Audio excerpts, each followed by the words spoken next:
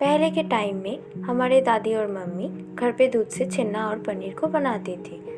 अभी हमारे पास उतना टाइम ही कहाँ है जो हम उसे घर पे बनाएं।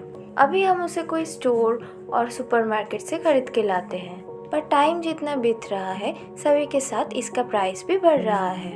आज मैं आपके साथ शेयर करूंगी कि थोड़ा सा एफर्ट देकर कैसे आप घर पे छन्ना और पनीर को एकदम इजीली और परफेक्टली बना सकते हैं, वो भी कम खर्चों में। Hello everyone, welcome to the modern foodies. चलिए शुरू करते हैं। मैंने यहाँ पे 500 ml दूध लिया है, जिसका लगभग 100 ग्राम पनीर बनेगा। दूध को खरीदने के बाद हम जैसे उसको बॉईल कर लेते हैं वैसे ही करना है, और दूध बॉईल होने तक आपको इसे बार बार मिलाते रहना होगा ताकि उसके ऊपर जो दूध का लेयर पड़ता है वो ना पड़े। इसे आपको ध्यान में रखना है, वो लेयर इसमें पड़ने से उसका टेस्ट अलग हो जाएगा और अच्छा नहीं आएगा। अभी इसी तरह दूध जब गर्म हो जाए और 1 से 2 बार फूल जाए, उस टाइम आपको गैस का फ्लेम एकदम लो कर देना पड़ेगा और नींबू का रस लेकर साइड से धीरे धीरे डालते रहना होगा। थोड़ा सा नींबू का रस डालने के बाद इसे इसी तरह मिलाना होगा। आज का ये पूरा प्रोसेस मेरी मम्मी आपको दिखाएगी। मैं सिर्फ उनका हेल्प कर रही हूँ क्योंकि ये चीज़ मेरे मम्मी को अच्छे से आता है। अभी बाकी का नींबू का रस डाल के उसे इसी तरह मिला लीजिए। यहाँ पर मैंने टोटल 3 टेबलस्पून नींबू का रस यूज किया है।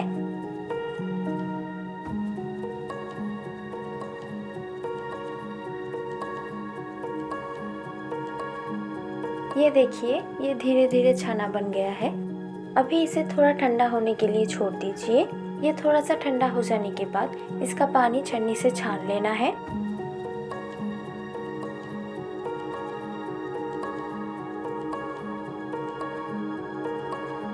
अभी छना को छन्नी में डालकर उसका जो एक्सेस पानी है वो भी निकाल लीजिए। अभी हमारा छन्ना एकदम रेडी है। अभी हम इसको पनीर बनाएंगे। एक बोल लेना है और उसमें एक भिगा हुआ कपड़ा को हमको फैला देना है। कपड़ा को भिगोकर थोड़ा निचोड़ लेना है। अभी छन्ना को कपड़ा के ऊपर डाल देना है। मैं पहले एक एग्जाम्पल आपको दिखाती हूँ। मान लीजिए ये छन्ना है। इसे कपड़ा में डालने के बाद कपड़ा को पहले एक जगह कर लेना है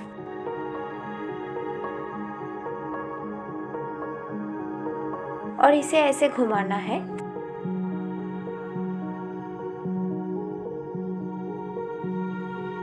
इसको घुमाने के बाद इसको ऐसे जगह पे प्रेशर देना है और छन्ना का जो एक्सेस पानी है वो ऐसे करने से निकल के आएगा। अभी कपड़ा को थोड़ा लूज करके इसको शेक कर लीजिए।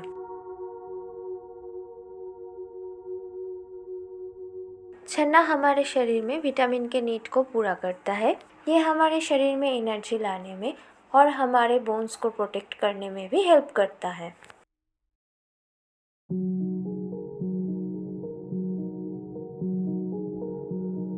अभी इसको एक प्लेट में रख के इसको थोड़ा फैलाना है।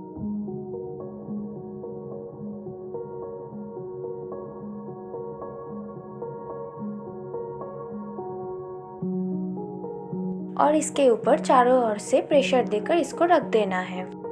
इसका चारों ओर का प्रेशर लगभग सेम होना चाहिए। इसी तरह इसे 2 घंटा रख दीजिए और कपड़ा का जो एंड पोर्शन है उसको ज़मीन पे ही रख दीजिए ताकि छन्ना का जो एक्सेस पानी है वो उससे निकल के आ जाए। 2 घंटे बाद इतना कम छन्ना पे भी इतना सुंदर पनीर निकल के आया है।